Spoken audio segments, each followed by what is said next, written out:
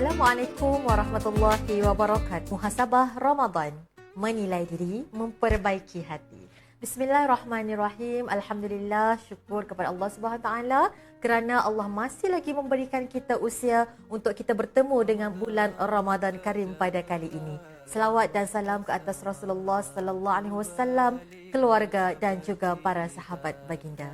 Hadirin yang dirahmati Allah Subhanahu wa taala, Ramadan bukan sekadar bulan menahan lapar dan dahaga, tetapi Ramadan adalah bulan untuk mendidik jiwa, bulan membersihkan hati dan bulan menilai diri. Ramadan datang bukan untuk mengubah jadual hidup kita, tetapi ia datang adalah untuk mengubah cara hidup kita.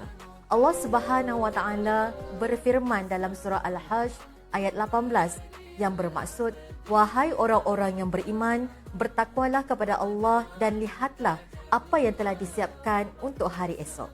Ayat ini mengajar kita untuk melihat siapa diri kita sendiri.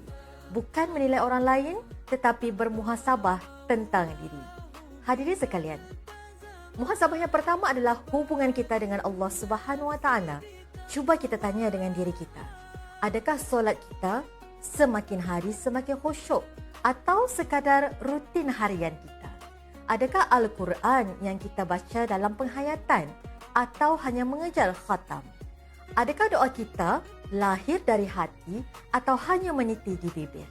Rasulullah sallallahu alaihi wasallam bersabda, berapa ramai orang yang berpuasa tetapi tidak mendapat apa-apa selain lapar dan dahaga. Puasa bukan sekadar menahan makan, tetapi menahan untuk kita melakukan kemaksiatan. Lidah dijaga, mata dikawal, hati dibersihkan. Hadirin yang dikasihi Allah Subhanahu wa taala, muhasabah yang kedua adalah akhlak dan hati kita. Sepanjang Ramadan ini, adakah kita semakin sabar atau semakin cepat marah?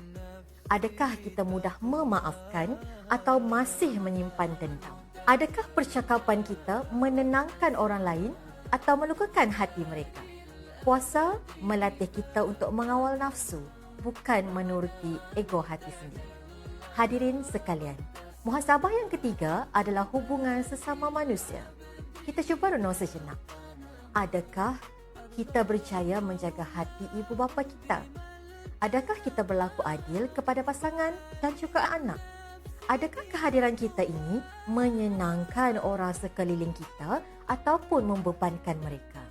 Perlu kita ingat tuan-puan, dosa dengan Allah boleh diampunkan dengan taubat. Tetapi dosa kita sesama manusia perlu diselesaikan dengan memohon kemaafan dan memberi kemaafan. Hadirin yang dirahmati Allah, Ramadan bakal pergi. Tetapi jangan kita biarkan perubahan itu pergi bersama Ramadan.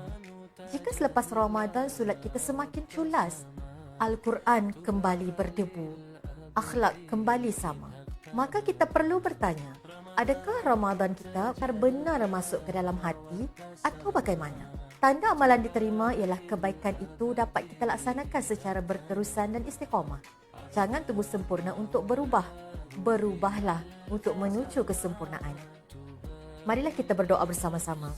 Bismillahirrahmanirrahim. Ya Allah, terimalah Ramadan kami, ampunkanlah dosa kami, lembutkanlah hati kami, perbaikilah akhlak ini. Jadikanlah Ramadan ini titik permulaan hidup kami. Amin, amin, ya Rabbal Alamin. Setakat ini sahaja perkongsian saya untuk Ramadan kali ini. Sekian, wabillahi taufiq wal hidayah. Assalamualaikum warahmatullahi wabarakatuh. Ramadan ini kita punya.